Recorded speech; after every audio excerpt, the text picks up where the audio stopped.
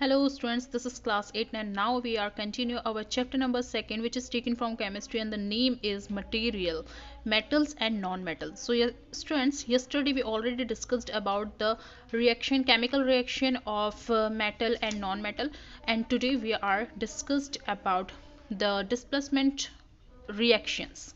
What is the displacement reaction?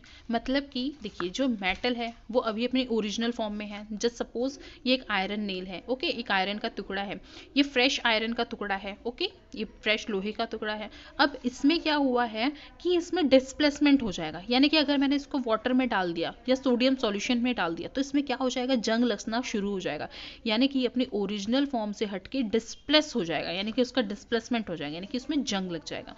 तो इसी तरीके से हम बहुत से मेटल्स को देखने वाले हैं, just like potassium, sodium, calcium, magnesium, aluminium, carbon, zinc, iron, tin, lead, hydrogen, copper, silver, golden, platinum, it's etcetera.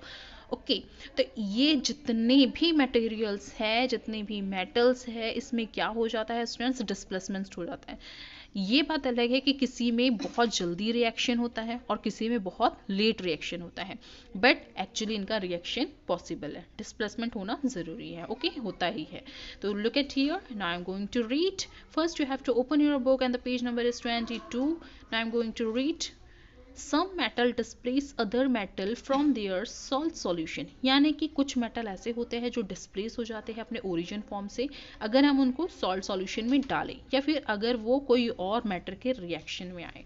For example copper sulphate is the blue coloured solution, okay, and when an iron nail is put into, जैसे कि अगर हम लोग copper sulphate का solution बनाए जो कि blue colour का होता है और अगर उसमें आयरन नेल डाल दिए तो क्या होगा स्टूडेंट्स, तो वो उस सॉल्यूशन में जाके अपना कलर को चेंज कर देगा, वो ग्रीन कलर का हो जाएगा. तो आपने कभी सोचा है कि ऐसा क्यों होगा? क्या आपने कभी सोचते हो कि ऐसा क्यों होगा? आप लोग इस मतलब कि ये वाला जो प्रैक्टिकल है इसको ईजिली कर सकते हैं. You have to take 1 glass and put the copper sulphate, okay, then its colour will be change. ये किस कलर में हो जाएगा, ब्लू कलर में हो जाएगा. Then you have to put the iron nail on it, okay, आप फिर आयरन नेल इसमें डाल देना. Then you can see that इसका जो कलर है, इस सॉल्यूशन का जो कलर है वो क्या हो गया, कम्प्लीटली चेंज हो गया है. तो देखते हैं ये जो कलर चेंजेस हैं ये क्यों हो रहा है. So the change in colour indicate a chemical reaction. ये जो कलर चेंज हो रहा है ये किस वजह से हो रहा है, केमिकल रिएक्शन की वजह से.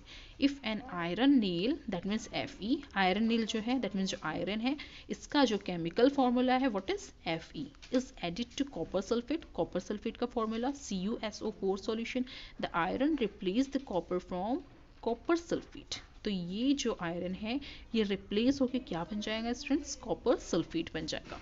Look at here, you can see here, देखिए यहाँ पे फर्स्ट इमेज जो है ये ब्लू कलर की शो हो रही है, ओके, जैसे हम लोग ने कॉपर्स में डाला तो ये इसका जो कलर है वाटर का वो ब्लू हो गया. देन हम लोग ने आयरन नेल इसमें डाला Fe, but after some time इसका जो वाटर का कलर है, जो सॉल्यूशन का कलर है वो क्या हो जाता है, ग्रीन हो जाता है, ओके. यानी कि अगर हम लोग इसका फिजिकल फॉर्मूला देखें तो क्या होगा, आयरन प्लस कॉपर सल्फेट जो रिएक्टेंट होके क्या बनेगा, आयरन सल्फेट प्लस कॉपर. अगर इसका केमिकल फॉर्मूला देखें तो Fe प्लस CuSO4, तो ये क्या बन जाता है, FeSO4 प्लस Cu. डन. तो देखते हैं ऐसा क्यों होता है. The reaction in which a metal displace another metal from its salt solution called displacement reaction. तो इस तरीके से जब भी कोई मेटल अपना जो प्लेस है उसे डिस्प्लेस करता है सॉल्ट सॉल्यूशन में डालने के बाद, तो इसे क्या कहा जाता है, डिस्प्लेसमेंट रिएक्शन कहा जाता है. What is displacement reaction, okay. So displacement reaction are explained on the basis of the activity series of the metal. तो कुछ ये जो डिस्प्लेसमेंट रिएक्शन है उससे हम कुछ और मेटल्स के साथ भी कर सकते हैं. जैसे अभी हम लोग ने आयरन नेल के साथ किया था, तो ऐसे ही अलग अलग मेटल्स है जिसके साथ ये रिएक्शन कर सकते हैं. The reactive series of the metal is list of common metals arrange in the decreasing order of their reactivity. So students, हमें यहाँ पे कुछ मेटल्स दिख रहे हैं ना, potassium, sodium, calcium and platinum, all that. ये हम लोगों को पूरे लाइन से कुछ क्या दिख रहे हैं, मेटल्स दिख रहे हैं. तो अब हमको इन मेटल्स को उसके अरेंजिंग फॉर्म में अरेंज किया गया है, ठीक है. जैसे कि पोटेशियम है, ये मोस्ट रिएक्टिव है, then sodium, then calcium, then magnesium, फिर aluminium, carbon, zinc, then iron, और फिर नीचे से जो दिए गए हैं वो लेस रिएक्टिव है। ठीक है, ये बहुत ज़्यादा रिएक्टिव होते हैं और ये लेस रिएक्टिव होते हैं। Okay, done. अब हम लोग देखते हैं क्या होता है लेस रिएक्टिव और more reactive. So the reactive series signifies that the metal that are placed at the top in the reactivity series are more reactive than those are the present at the bottom। यानी कि इसमें ये बताया गया है कि ये जो सीरीज है मेटल्स की, ये बता रही है कि जो टॉप में लिखे गए हैं मेटल्स वो बहुत ज़्यादा रिएक्टिव है कंपेयर देन जो डाउन में लिखे गए जो मेटल्स है वो लेस रिएक्टिव है।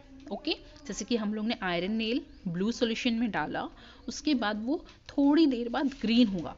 तो जैसे अगर हम लोग पोटेशियम उसमें डालेंगे आयरन नेल के प्लेस में, तो वो जो ग्रीन सॉल्यूशन है वो तुरंत क्या हो जाएगा, just with in a second वो क्या हो जाएगा, ग्रीन हो जाएगा। तो इसे ही बोला गया है most reactive.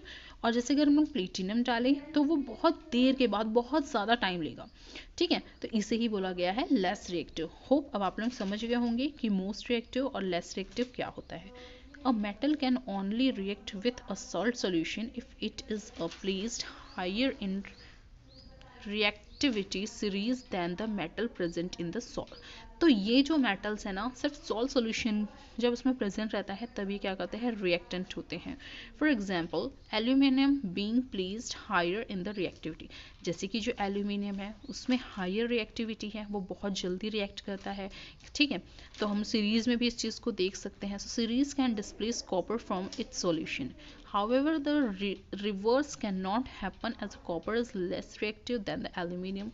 Let us discuss some more examples of displacement reactions।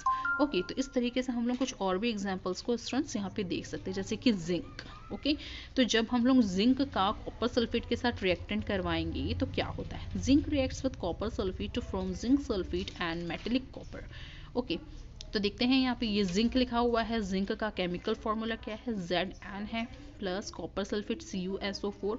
तो ये क्या बन जाएगा students, ZnSO4, that means zinc sulphate बन जाएगा प्लस मेटेलिक कॉपर। ओके, तो देखिए ये इसमें कन्वर्ट हो जाता है, इसे क्या बोला जाता है, प्रोडक्ट, ये सॉरी रिएक्टेंट, फिर हमारा जो रिएक्शन हो रहा है और इससे जो हमको प्रोडक्ट मिल रहा है। उसी तरीके से जब हम लोग magnesium ribbon is added to copper sulphate, अगर मैग्नीशियम रिबन को कॉपर सल्फेट के सॉल्यूशन में डालते हैं तो it displace copper from salt solution forming magnesium sulphate. तो ये देखिए कॉपर सल्फेट में जब हम लोग मैग्नीशियम की शीट को डालते हैं, रिबन को डालते हैं, तो ये मैग्नीशियम सल्फेट बन जाता है प्लस जो कॉपर है मेटलिक कॉपर वो अलग हो जाता है। ओके, इसी तरीके से हम लोग देख सकते हैं किसमें स्टूडेंट्स, CuFeSO4। तो ये नो रिएक्टेंट, मतलब कि इसमें कोई रिएक्शन नहीं होता, ये बहुत लेस रिएक्शंस होते हैं, इसमें ना तो कॉपर अलग हो रहा है और ना ही ये मतलब कि कॉपर सल्फेट में चेंज हो रहा है। इसी तरीके से हम लोग काफ़ी सारे यहाँ पे देख सकते हैं examples। most of the non-metal do not show displacement reactant but some more reactive non-metal displace less reactive non-metals from their salt solution।